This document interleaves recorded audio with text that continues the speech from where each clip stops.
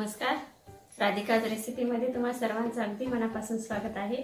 आजच्या व्हिडिओमध्ये आपण तिळगुळाच्या पोळीची रेसिपी दाखवणार आहोत। तर त्यासाठी काय काय साहित्य लागणार आहे ते आता बघूया। तत्पूर्वी तुम्ही जर आपल्या चॅनलवरती नवीन असाल तर व्हिडिओला लाईक आणि चॅनलला सबस्क्राइब करायला विसरू नका। चला तर रेसिपीला सुरुवात करूया।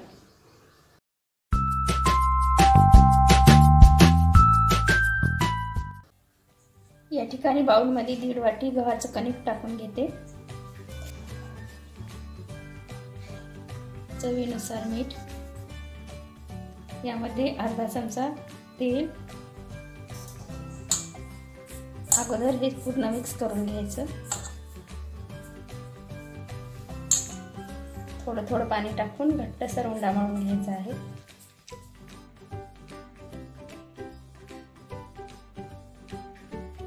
आपण रेग्युलर पोळीसाठी जसा उंडा करतो त्यापेक्षा थोडासा पातळ उंडा करायचा आहे। काही जण तिळगुळाची पोळी फुटू नये म्हणून यामध्ये मैदा देखील ऍड करतात, पण या ठिकाणी आपण गव्हाच्याच पिठापासून पोळी तयार करणार आहोत।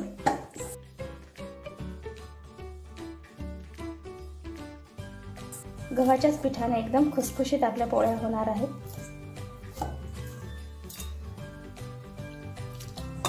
आता आपण हे 10 मिनिटांसाठी बाजूला ठेवून देऊया, जेणेकरून आपला उंडा नरम होईल। आपला उंडा सेट होईपर्यंत आता आपण तीळ भाजून घेऊया।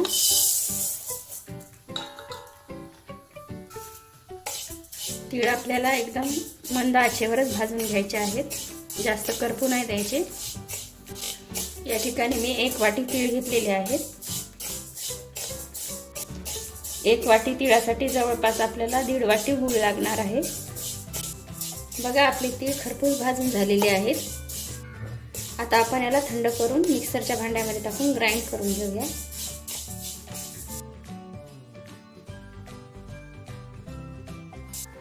आपण आता तीळ थंड होण्यासाठी ठेवून देऊया। थंड झाल्यानंतरच आपल्याला काढायचे आहेत तीळ आणि गूळ। आपले तीळ आता थंड झालेले आहेत। आता आपण ग्राइंड करून घेऊया।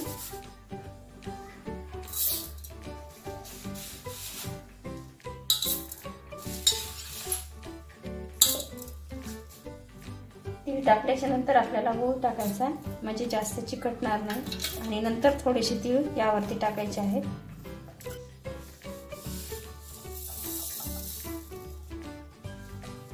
आता सर्व हे आपण ग्राइंड करून घेऊया। बघा, अशा प्रकारे आपल्याला बारीक करून घ्यायचं आहे।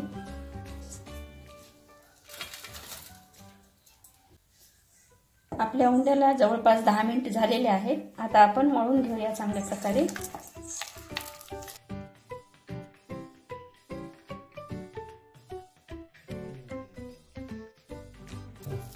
बघा, अशा प्रकारे आपल्याला उंडा तयार करून घ्यायचा आहे।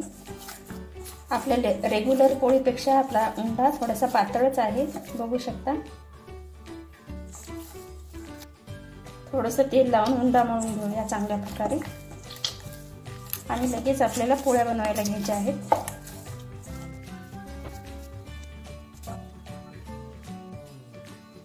वाटीसारखा आकार करायचा आहे आपल्याला, आणि यामध्ये सारण भरून घ्यायचं आहे।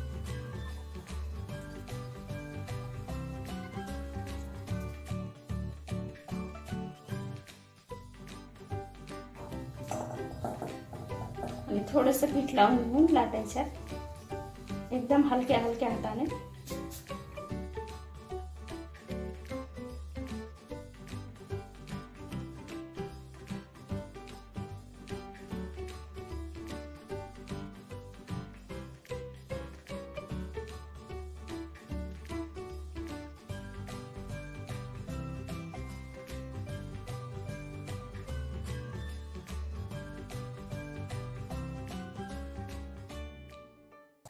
आपण दुसरी पण पोळी तयार करून घेऊया।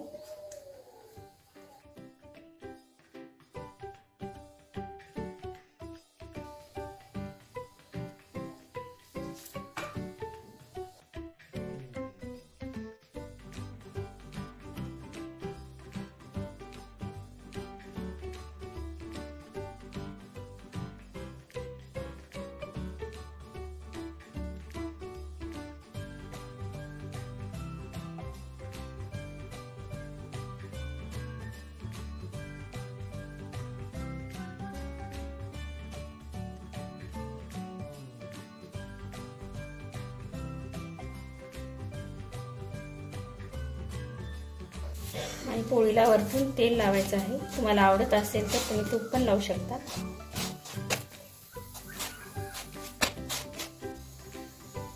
बघा आपली पोळी एकदम साबूत आहे, बिलकुल फुटलेली नाहीये. पूर्ण कडा बंद केल्या की पोळी फुटत नाही, त्यामुळे पूर्ण कडा बंद करायच्या आणि नंतरच लाटायची.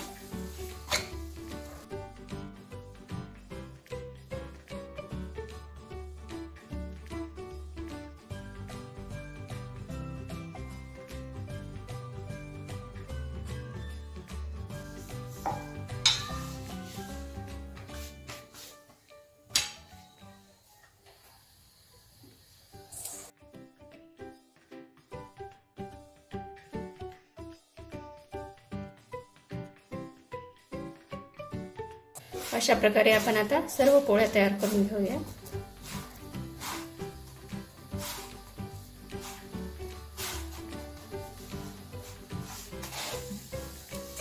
बघा आपली दुसरी पण पोळी एकदम छान झालेली आहे, एकदम टम्म अशी फुगलेली आहे,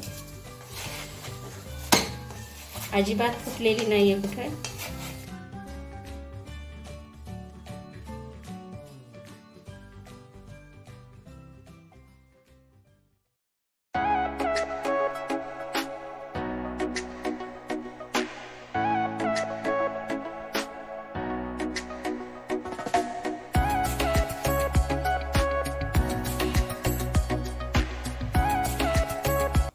बघा एकदम जबरदस्त आणि खुसखुशीत अशा आपल्या पोळ्या झालेल्या आहेत, बघू शकता.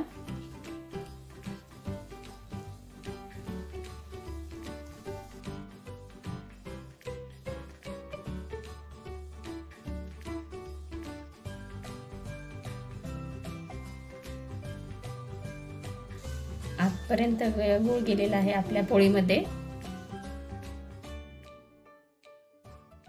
एकदम मस्त आणि खुसखुशीत अशी आपली पोळी तयार झालेली आहे.